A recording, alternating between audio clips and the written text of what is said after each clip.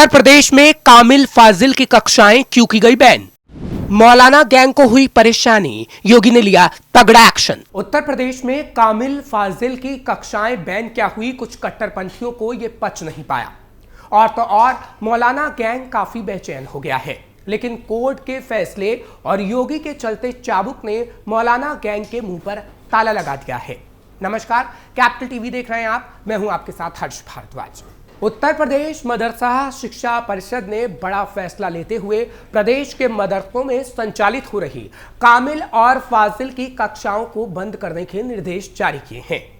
ये फैसला supreme court के उस निर्णय के बाद आया है जिसमें मदरसा शिक्षा परिषद की कामिल और फाजिल की डिग्री को असंवैधानिक घोषित किया गया था। इस फैसले से करीब 37,000 छात्र छात्राओं के भविष्य पर असमंजस बना हुआ है जो कामिल और फाजिल की कक्षाएं पढ़ रहे थे। हालांकि पहले से पढ़ रहे विद्यार्थियों पर अभी तक शासन स्तर पर कोई निर्णय नहीं हुआ है।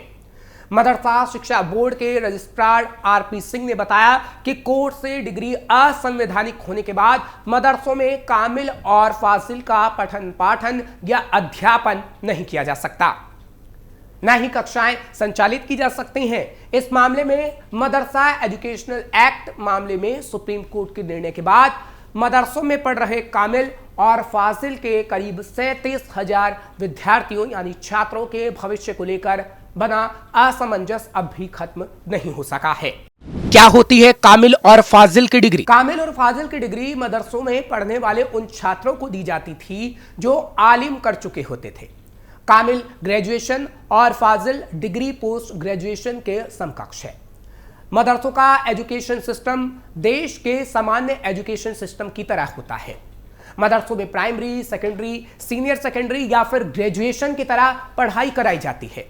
हालांकि मदरसों में हर डिवीजन के नाम अलग हैं, लेकिन इनमें अंग्रेजी और साइंस की पढ़ाई भी शामिल है।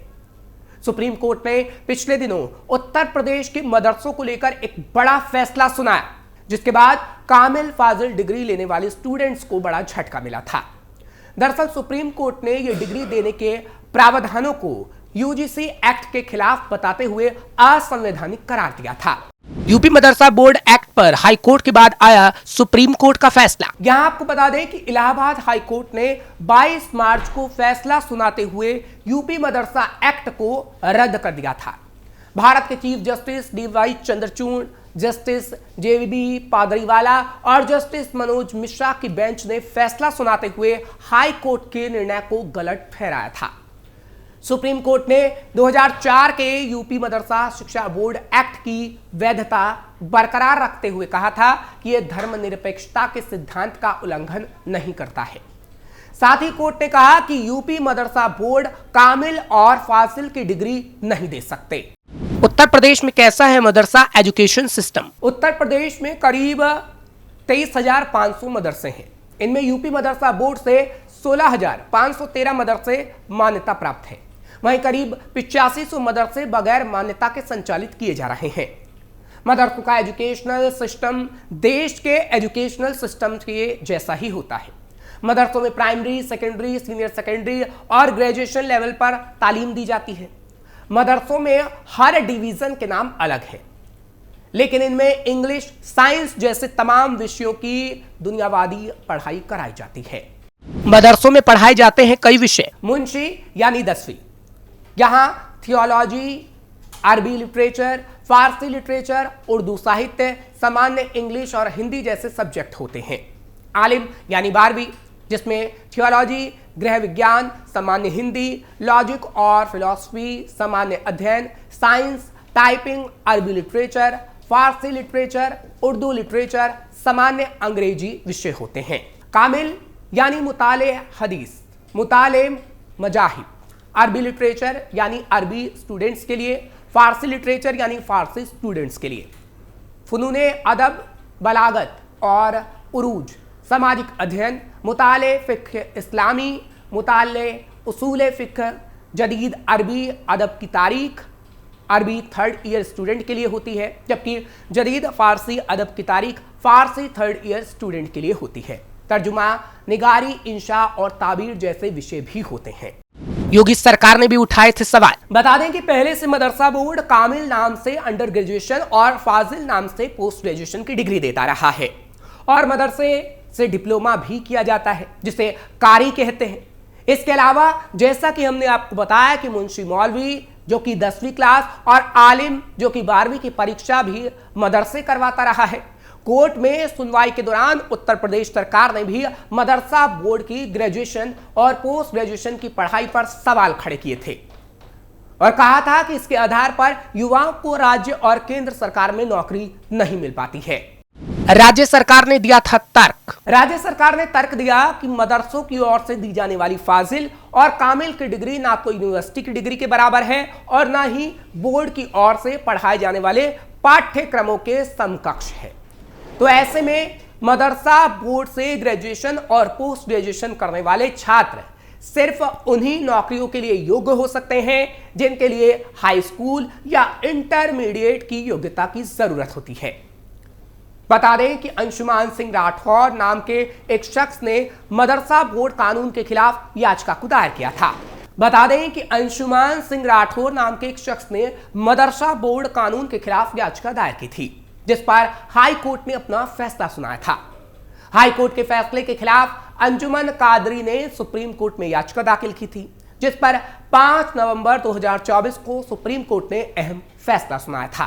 कामिल और फाजिल की डिग्री वालों को नहीं मिलती नौकरी। कामिल और फाजिल डिग्रियां किसी काम की नहीं है, ऐसा खुद इन डिग्रियों को पाने वालों की तरफ से पिछले दिनों कहा गया था।